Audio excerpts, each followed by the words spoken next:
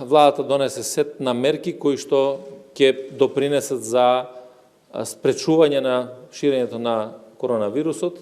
Тоа се мерки кои што никој не ги посакува владата, мерки кои што се непопуларни, меѓутоа мерки кои што се неизбежни во овој период, заради тоа што од една страна имаме ширење на болеста, ставање директно во опасност животот и здравјето на граѓаните, а од друга страна е нормалниот начин на живење и однесување на граѓаните.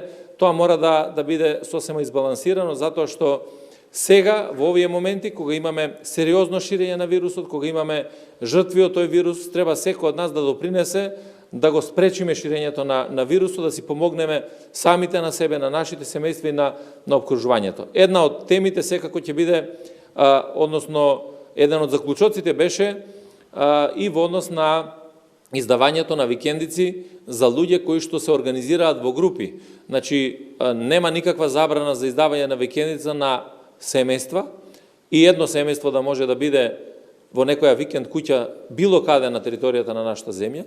Меѓутоа, секако дека е кривично дело издавање на викендици на групи на луѓе.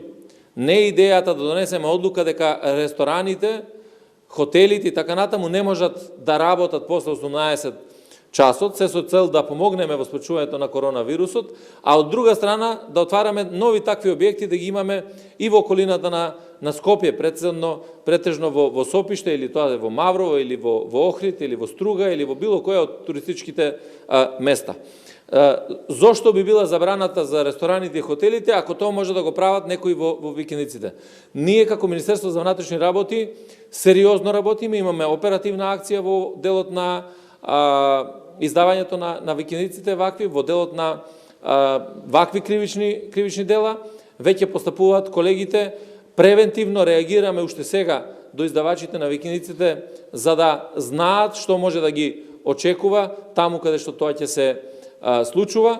Веќе се изготвени сите планови за засилени контроли, тоа ќе го направиме веќе од нареднава недела и во текот на новогодишната ноќ. Така да за полицијата ќе има многу работа, меѓутоа здравјето и животот на граѓаните мора да ни бидат врвен приоритет.